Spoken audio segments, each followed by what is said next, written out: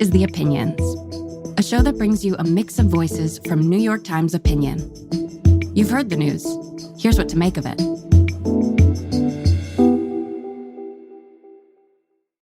My name is Erin Brockovich, and what do? Well, I do a whole lot of things, but I'm mostly known because of a film called Erin Brockovich starring Julia Roberts.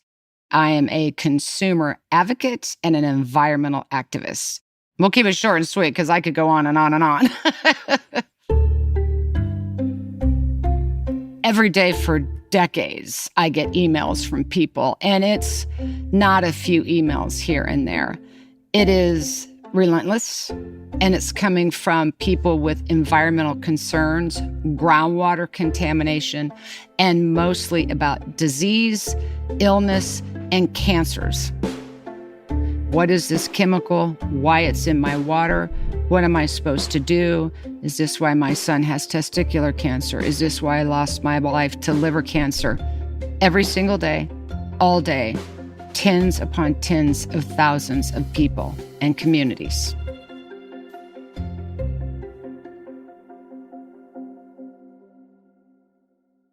It was about 3.5 years ago, I got a letter from Lawrence and Penny Higgins up in Maine, and they had high levels of per and polyfluoroalkyl substances, or PFAS, in their water. So PFAS is a group of chemicals. There's about 16,000 of them, which we only know enough, maybe 8 to 12. So we got a lot more to do while it's running rampant in the environment. But most people would know it as Teflon. You remember Teflon on our pans?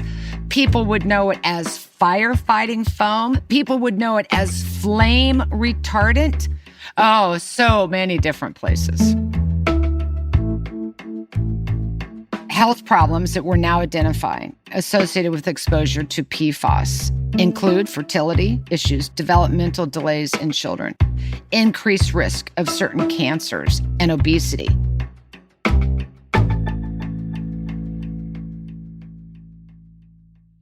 So we've been monitoring what's going on with this chemical for quite some time. So I was like, my gosh, up in Maine. And the first thing that comes to me, all the beautiful farmland, all the beautiful water, everything it represents, and a food chain that's beautiful. So I called them, and they let me know that unbeknownst to them, that they had this chemical in their well water.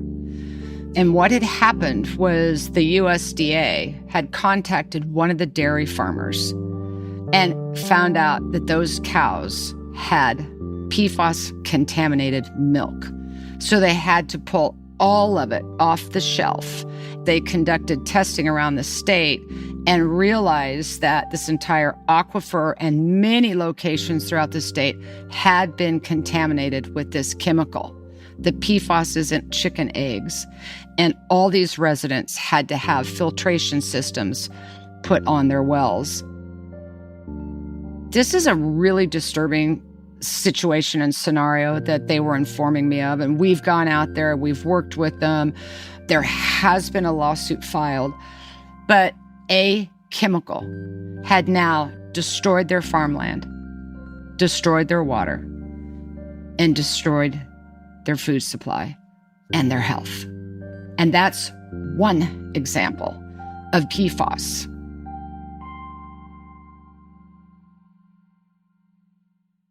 Scientists have shown throughout the United States, most all Americans have some levels of PFAS in their blood.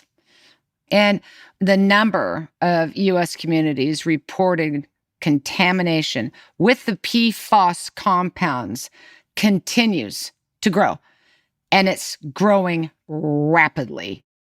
We said 15 years ago, it will be the largest emerging dangerous contaminant this country's ever seen. So what's happening and why it is getting worse is because now that science is in, everybody's looking for it.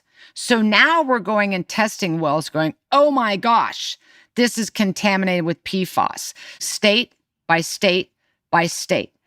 Yeah, it's emerging into a nightmare. In April, the EPA mandated that municipal water systems remove 6 PFAS chemicals from tap water. People don't always appreciate or understand regulations, and we have a lot of great regulations on the book. I have a whole lot of things to say about the Chevron decision that came down from the Supreme Court, because now you're going to have less oversight and less ability to enforce these regulations that, frankly, we need. We don't want to see a deregulated airline. We don't want to see a deregulated water system, because at that point, there's no oversight to ensure the health and the welfare and the safety of all people.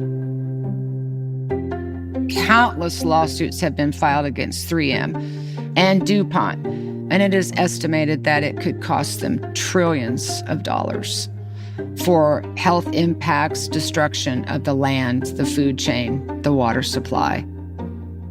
I certainly believe litigation in these environmental issues is not the only answer, and it is certainly not the solution to the problem. Dealing with the problem at the onset with better regulations and better oversight and more enforcement on that issue is the solution.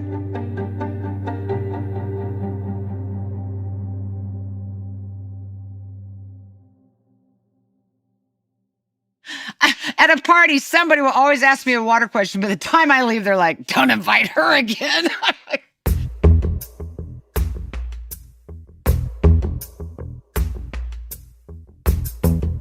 If you like this show, follow it on Spotify, Apple, or wherever you get your podcasts. This show is produced by Derek Arthur, Sophia Alvarez-Boyd, Vishaka Durba, Phoebe Lett, Christina Samuelewski, and Jillian Weinberger. It's edited by Kari Pitkin, Allison Bruzek, and Annie Rose Strasser. Engineering, mixing, and original music by Isaac Jones, Sonia Herrero, Pat McCusker, Carol Saburo, and Afim Shapiro. Additional music by Amin Sahota. The fact-check team is Kate Sinclair, Mary Marge Locker, and Michelle Harris. Audience strategy by Shannon Busta, Christina Samuelewski, and Adrian Rivera. The executive producer of Times Opinion Audio is Annie Rose Strasser.